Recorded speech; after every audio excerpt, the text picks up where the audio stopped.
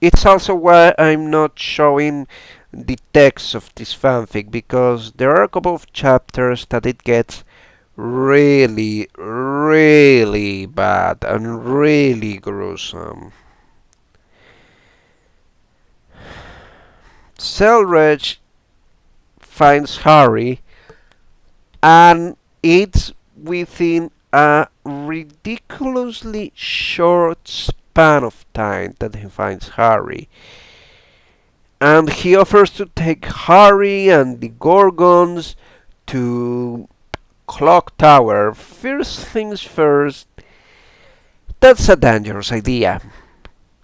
Clock Tower is the place where Maggie converge. Nasu Maggie have a different set of morals than the one of your usual human or your average citizen. Their only goal is to reach the root, and for that, anything is permissible. Insert Assassin's Creed joke here. And then Selridge introduces him to Arquaid, and then to Altrog, and Harry magically mends the relationship between the sisters. I have no idea what's the rift between Arquaid and Altrog, and I haven't played Tsukihime, but this is a bit forced because it happens in the span of two chapters. Yeah, chapter to two chapters. It's how quickly a relationship that has been strained for God knows how long it gets fixed. And it continues to be a downwards spiral. A downwards spiral. I warned you, if you want to turn back, this is now the time. Selridge early on had appeared with a magical solution that wasn't needed. A magical blood adoption ritual. Here's a pet peeve I have. I know somewhat of Roman law and Roman history. Adoption used to mean that you could simply grab a person, and by granting them your name, your last name, your family name, they became, for all effects, part of your family. The idea of them not being blood related to you stopped mattering, as for every effect, under the eyes of the law and the Roman citizens, the adopted person became part of that family. So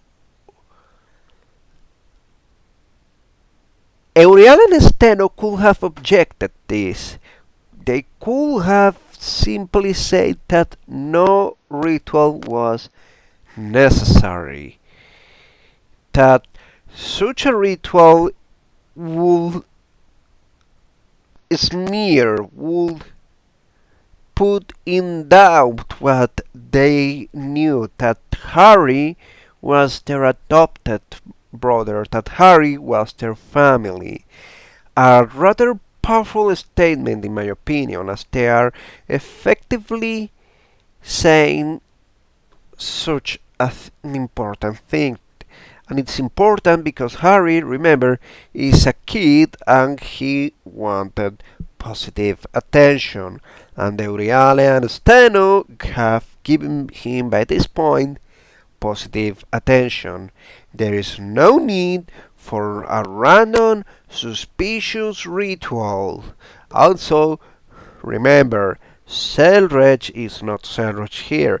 It's the Fanon constructed abomination known as Troll Selreg, who is basically Merlin Ambrose, but a far more malicious version of Merlin Ambrose. Like Merlin is just like, okay, I love humanity, I love them. I don't like individual humans, but I like humanity as a whole.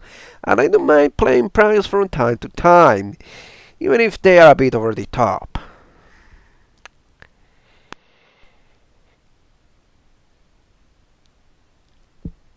This ritual that Selreg conducts somehow, magically of course, alters Harry's nature.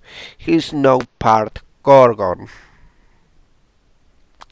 It's all an excuse to bring Aoko Aosaki so she can make him special glasses like she did to Shinji. Minor, minor question here. Shinji's glasses specifically stop his eyes of mystical death or of mystic death from seeing the lines and dots that would usually kill anything.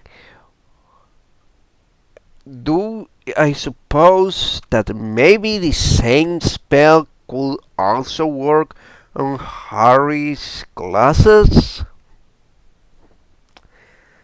That would somehow stop the Gorgon eyes, because Harry now has Gorgon eyes and a weird blood eye thingy that becomes some sort of gem-like with an hexagon, a pentagon, whatever.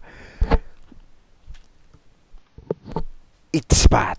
It's what I want to say. It's also an excuse to have Harry wear the Breaker Gorgon that Medusa uses to seal her own eyes.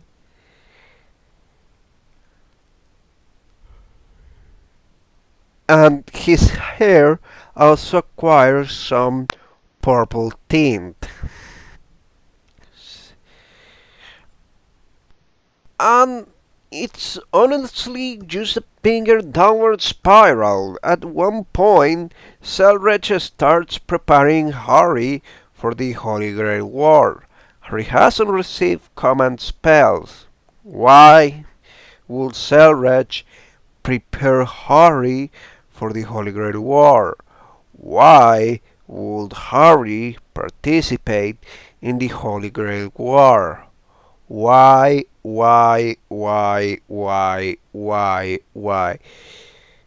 As I kept reading, more whys kept piling up. Why Harry is acting in such an aloof manner that's simply being raised by the help of Weber, Steno, Euryale, Arquette, Altrog, and Selreg himself explains fully why Ron instantly decides that Harry is a dark being, a dark creature, just because he's wearing a blindfold.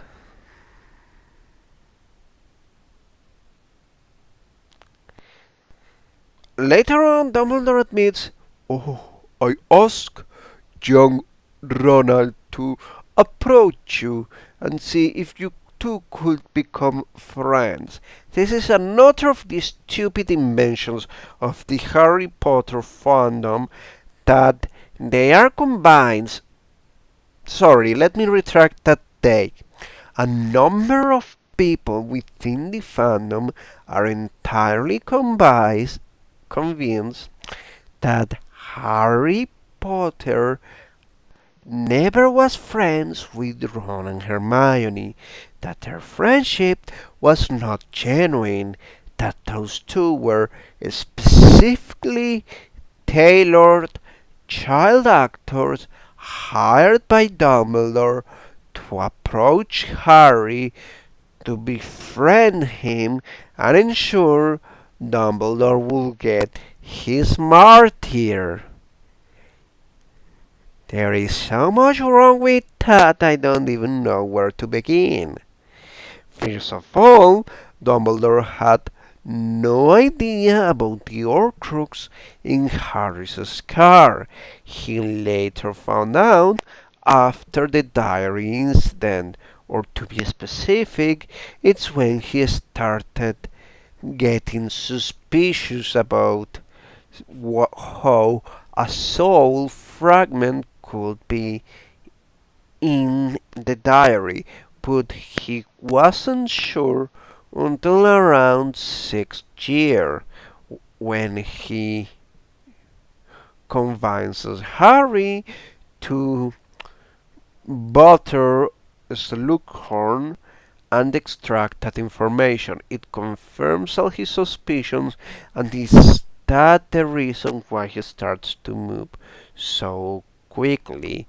The ring, the gold ring, actually was also another tip to him.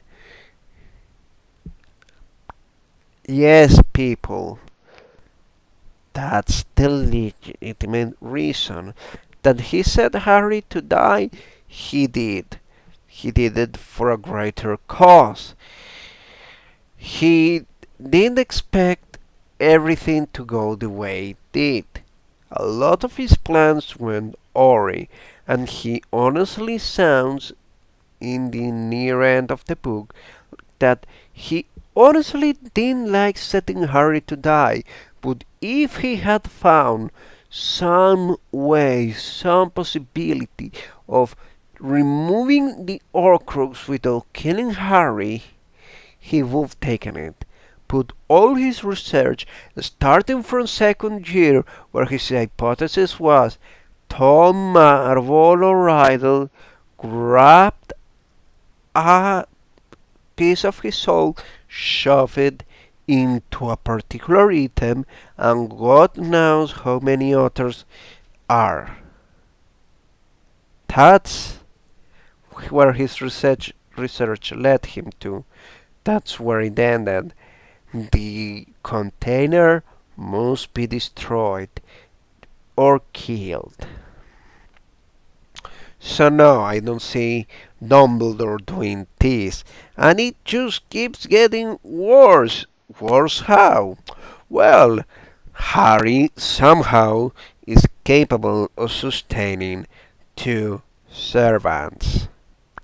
This is important because Unlimited Blade Works establishes, I believe, that Rin Tosaka, the super genius, once in a generation, hyper talented magus with a crapload of high quality magic circuits, needs to employ 90% to 99% of her entire magical power to maintaining Saber, leaving her with only 1% to work around. Harry Potter, who comes from a different dimension, who is not a magus from a magus family, who doesn't have the same soul structure as Rin happens to have, or Shiro, or Ilia, or Sakura, or a lot of other people, can somehow maintain two servants. There is also the utter stupidity in how the two characters he summons are treated. Look, I know CC or Fate Extra CCC isn't translated yet. or rather an English patch is an object. There is a block that has the Gilgamesh root, and there is a channel that is slowly